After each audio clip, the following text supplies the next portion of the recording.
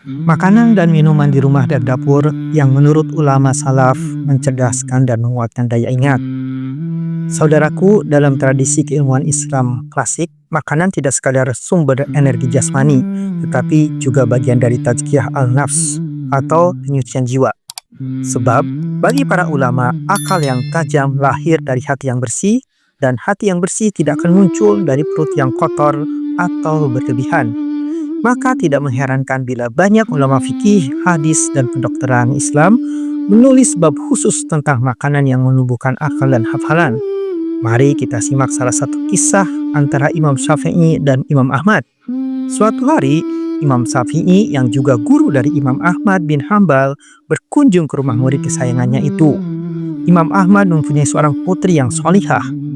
Jika malam beribadah, siang berpuasa dan menyukai kisah orang-orang soleh dan sangat ingin bertemu Imam Syafi'i secara langsung. Hingga waktu jamuan makan, Imam Ahmad dan Imam Syafi'i berdua makan malam bersama dengan lahapnya. Setelah selesai, Imam Ahmad menuju tempat sholat dan zikir, sedangkan Imam Syafi'i tiduran terlentang, dan sang putri Imam Ahmad mengawasi Imam Syafi'i sampai fajar. Di pagi hari, sang putri berkata kepada ayahnya, "Wahai ayahku, apakah benar dia ini Imam Syafi'i yang engkau ceritakan padaku?" Imam Ahmad menjawab, "Benar anakku. Kenapa?" "Maaf ayah," jawab putrinya. "Aku perhatikan darinya 3 perkara. Pertama, saat kita hidangkan makan malam, beliau makan sangat banyak. Ketika beliau masuk kamar, beliau tidak bangun malam. Kedua, ketika beliau masuk kamar, beliau tidak bangun malam, tidak sholat tahajud. Ketiga, ketika subuh, beliau langsung sholat tanpa berwudu." Lalu Imam Ahmad mengutarakan hal itu kepada Imam Syafi'i, dan Imam Syafi'i pun berkata, "Wahai Aba Muhammad, aku memang semalaman banyak makan karena aku tahu bahwa makananmu adalah halal. Makanan orang dermawan adalah obat, sedangkan makanan orang bakhil adalah penyakit. Adapun semalaman aku tidak sholat malam, dikarenakan ketika aku berbaring untuk istirahat, aku melihat seolah-olah Al-Quran dan hadis berada di depanku, kemudian Allah membukakan kepadaku 72 masalah ilmu fikih yang sedang aku pikirkan untuk kemaslahatan kaum muslimin. Maka memikirkan ilmu inilah yang menghalangiku untuk sholat malam. Adapun aku tidak berwudu untuk sholat subuh, maka sungguh kedua mataku tadi malam sama sekali tidak tidur. Maka aku sholat subuh dengan menggunakan wudu isya." Dengan hal itu, putri Imam Ahmad pun semakin kagum kepada Imam Syafi'i. Sumber kisah ini adalah dari Anisul Mukminin 80 Al-Bujairamil Khatib. Pelajaran dari kisah ini, saudaraku, adalah Masya Allah, tampak bahwa makanan bagi orang solih bukanlah sekadar kebutuhan jasmani, melainkan memiliki nilai ruhaniyah dan pengaruh batin. Imam Syafi'i banyak makan bukan karena nafsu, tetapi karena ia tahu makanan Imam Ahmad adalah halal dan berasal dari tangan orang dermawan, sehingga ia meyakini bahwa makanan itu menjadi obat dan sumber keberkahan. Hal ini menunjukkan bahwa kehalalan, kedermawanan, dan kebersihan hati pemberi makanan berpengaruh besar terhadap keberkahan ilmu, ibadah, dan kejernihan hati orang yang memakannya. Makanan yang halal dan penuh keikhlasan dapat menjadi energi untuk amal solih dan membuka pintu-pintu hikmah. Sedangkan makanan dari sumber yang kotor atau dari orang yang bakhil dapat menjadi penyakit bagi jiwa dan penghalang keberkahan. Dengan demikian, bagi orang-orang solih, makanan bukan soal rasa atau kenyang, tetapi tentang keberkahan, sumber energi ibadah, dan penjaga hati dari kegelapan. Nah, di sini saudaraku, setiap rumah yang ingin melahirkan generasi berilmu dan berakhlak tentu harus memperhatikan bukan hanya pendidikan dan adab, tapi juga apa yang dihidangkan di meja makan. Para ulama salaf terdahulu menaruh perhatian besar pada makanan dan minuman yang dikonsumsi, karena mereka meyakini bahwa kebersihan hati, kecerdasan akal, dan kekuatan hafalan sangat dipengaruhi oleh apa yang masuk ke dalam tubuh. Dari dapur yang sederhana, mereka memilih bahan-bahan yang halal, thayyib, dan penuh berkah, mulai dari madu, kismis, habatus sauda, hingga air jam-jam, yang dikenal mampu menajamkan ingatan dan menumbuhkan semangat beribadah. Lalu apa saja sebenarnya makanan dan minuman yang menurut para salaf dapat mencerdaskan dan menguatkan daya ingat? 1. Madu, minuman para hafiz dan penuntut ilmu. Imam Al-Juhri, guru Imam Malik dan salah satu perawi utama hadis sahih, dikenal sering minum madu setiap pagi. Beliau berkata, madu itu menajamkan akal dan menguatkan daya ingat. Ibnu Qayyim Al-Jauziyah dalam Zadul Ma'ad menulis, madu adalah makanan terbaik bagi tubuh, obat bagi penyakit, dan penguat bagi hafalan. Dalam Ihya Ulumuddin, Imam Al-Ghazali menyebutkan madu sebagai minuman yang mengandung cahaya karena sifatnya membersihkan tubuh dari kotoran dan menenangkan saraf. Di masa tabi'in, para penuntut ilmu biasa membawa madu cair dalam wadah kecil untuk diminum sebelum menghafal hadis. Anjuran para ulama adalah minumlah madu murni sesendok di pagi hari sebelum makan. Campurkan dengan air hangat bila ingin menjaga daya ingat.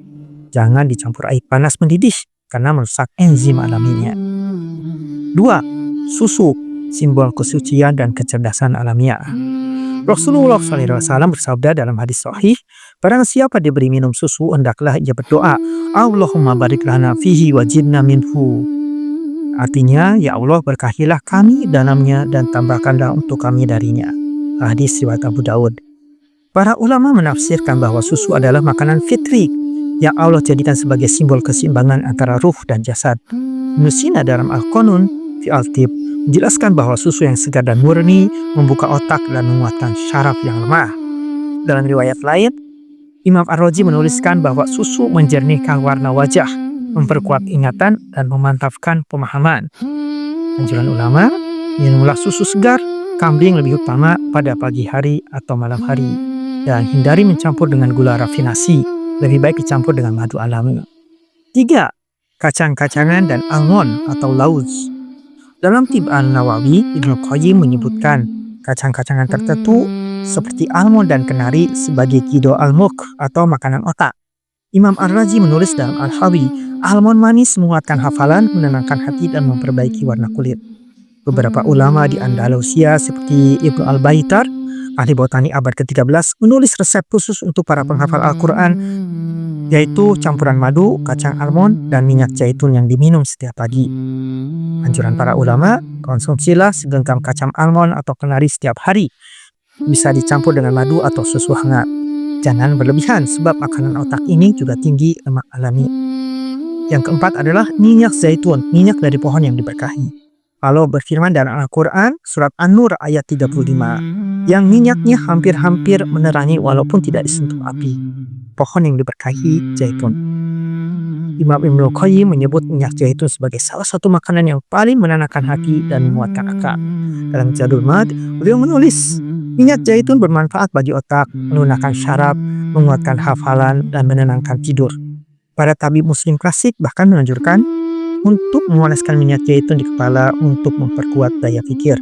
Imam Adhabi menulis bahwa zaitun adalah minyak bagi akal sebagaimana air bagi pohon. Anjuran para ulama, konsumsilah 1 sendok minyak zaitun setiap pagi. Bisa digunakan untuk masakan ringan atau olesan rambut dan kepala. 5. Kismis atau zabib, penguat hafalan dalam tradisi pesantren. Imam Ali bin Abi Thalib radhiyallahu anhu pernah berkata, makanlah kismis karena ia menghilangkan dahak, menguatkan ingatan, dan mempercantik warna kulit. Imam As-Suyuti menulis dalam Al-Jami Al-Saghir, barang siapa makan 21 butir kismis merah setiap pagi, maka ia terhindar dari lupa. Para ulama Andalusia juga menyebutkan kismis sebagai gido al-hufaz atau makanan para penghafal. Ia dipercaya menutrisi otak, melancarkan darah ke kepala, dan memperbaiki konsentrasi. Anjuran para ulama, makanlah 7-21 butir kismis merah di pagi hari. Pilihlah yang tidak terlalu kering dan tidak terlalu manis. Yang keenam adalah jahe dan rempah penjernih pikiran. Al-Quran sendiri menyebut jahe dalam surga. Mereka diberi minum dari campuran yang bercampur jahe. Quran Surah Al-Insan ayat 17. Imam Ibnu Qayyim menjelaskan bahwa jahe atau zanjabil menghangatkan tubuh, membersihkan lendir, dan menajamkan penglihatan. Dalam pengobatan Islam klasik, jahe dianggap merangsang aliran darah ke otak, meningkatkan fokus, dan mengusir rasa kantuk. Anjuran para ulama, campurlah parutan jahe segar dengan madu dan air hangat. Diminum pagi hari sebelum belajar. Yang ketujuh adalah buah-buahan berserat, yaitu delima, apel, dan kurma. Ibnu Sina menuliskan bahwa delima atau rumman membersihkan darah dan memperindah pikiran. Sedangkan kurma yang disebut dalam banyak hadis diyakini menguatkan tubuh, memperbaiki penglihatan, dan mencerahkan akal. Rasulullah SAW bersabda, rumah yang tidak ada kurma di dalamnya seperti rumah tanpa makanan. Hadis riwayat Muslim. Apel juga dipuji Imam Al-Razi sebagai buah yang menyegarkan otak dan menghilangkan kantuk. Anjuran para ulama, makanlah delima atau apel setelah sarapan ringan. Kurma dimakan ganjil terutama di pagi hari. 8. Air jam-jam.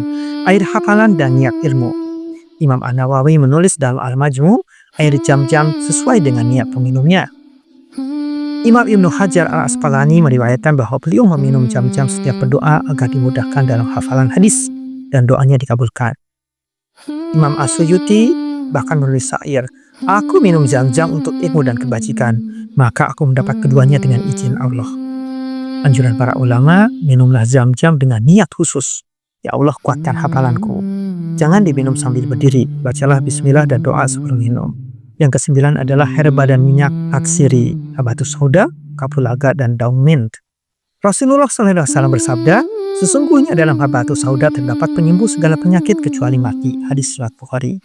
Ulama ahli Tibbun Nabawi seperti Ibnu Al-Qayyim menjelaskan bahwa habatus sauda atau jintan hitam membersihkan darah dan mengaktifkan fungsi otak.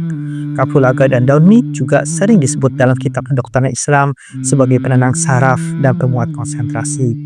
Anjuran ulama, minumlah habatus sauda dengan madu dan hiruplah aroma minyak mint atau kapulaga sebelum belajar. Sedikit makan, banyak barokah. Imam Asy-Syafi'i berkata, barang siapa banyak makan, maka pikirannya akan tumpul, tidurnya berat dan amalnya sedikit. Imam Al-Ghazali menegaskan dalam Ihya Ulumuddin bahwa makan berlebihan menggelapkan hati dan melemahkan daya pikir. Karena itu, para ulama menjaga pola makan mereka bukan semata demi kesehatan, tetapi agar cahaya akal tidak tertutup oleh kabut syahwat. Ibnu Qayyim menyebut bahwa makan sedikit namun halal lebih menajamkan pikiran daripada makanan lezat namun syubhat. Anjuran ulama, hentikanlah makan sebelum kenyang. Biasakanlah berpuasa sunnah, Senin Kamis atau Daud. Penutup, kecerdasan yang tumbuh dari kesucian.